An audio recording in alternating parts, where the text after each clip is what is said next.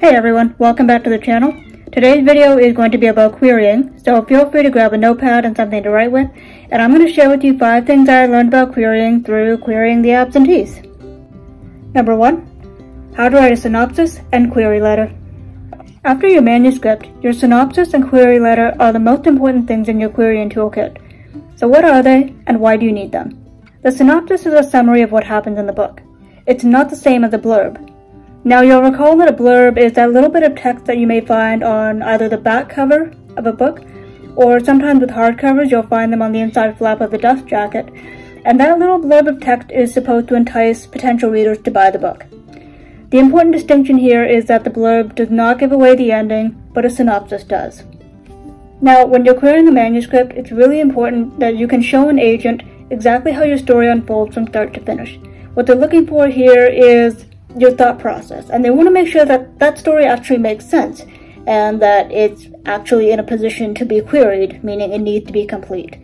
Now let's talk about the query letter. Just like a good cover letter, a query letter should be tailored to each and every individual agent. A well-written query letter should show that you've done your research. So before you set out on your querying journey, make sure you Google some of the other books that that agent or agency has represented, just to make sure that you fully understand what they're looking for and see if your book aligns with their values. Speaking of agents, the second thing I learned is how to find them. Back when I was querying the absentees, there was this online pitching event on Twitter called PitMad.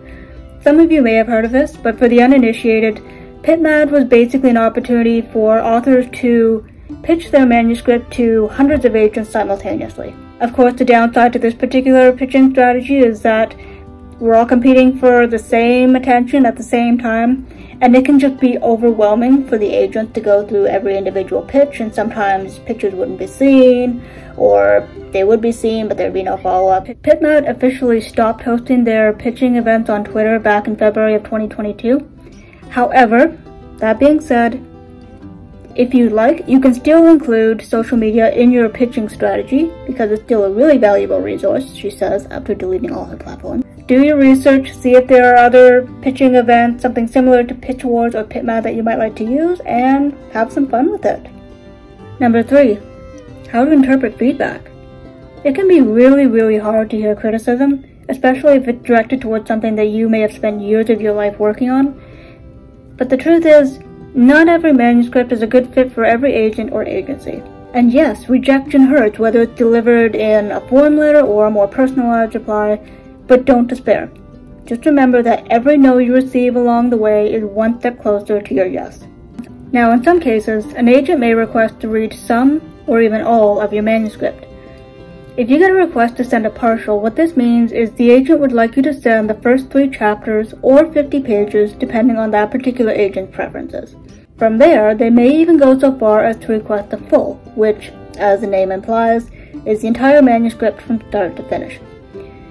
Now, it's really important to remember, guys, even though it's very exciting to get a full request, this doesn't necessarily guarantee that they're going to make you an offer of representation. But you should still take comfort in this because it means that your querying strategy is working. Side note, if you do end up getting an offer of representation, stop querying. I never got an offer of rep when I was querying the absentees, so I'm not going to go over all of that in this video. However, this tip does come from a friend of mine who did end up getting an offer of rep, and she ended up going on to be published traditionally. Number 4. How to use comp titles. Comp titles, aka comparable titles, refers to published books that are similar to the manuscript you're trying to pitch.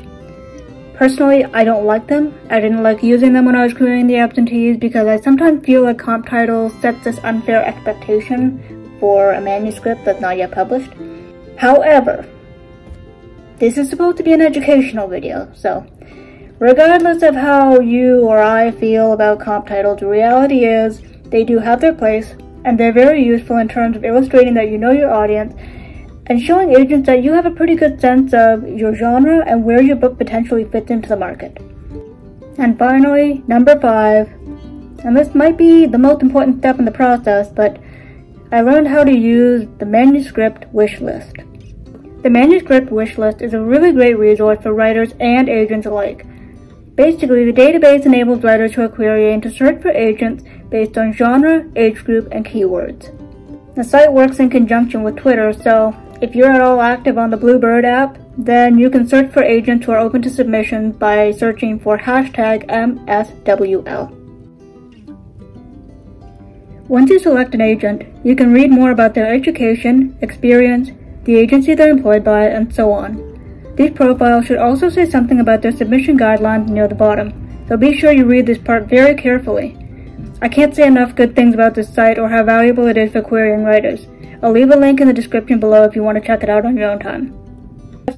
So now that I've said all that, you may be wondering why I ended up self-publishing the Absentees.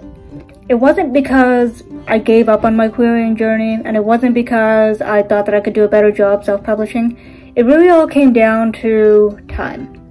Trying to find an agent, waiting for an offer of representation, and then once you actually get that offer of representation, waiting for your agent to sell your story to a publishing house, all that takes a really, really long time. And back when I was querying the Absentees, I had several other projects in the works. So after about 9 or 10 months of querying, I came to the decision that I was going to self-publish it and move on and work on other projects. I would really like to query another project in the future now that I have a little bit of experience. But for now, I think I'm going to stick with self-publishing and try to keep learning as much as I can about agents, agencies, and the publishing industry and how it works.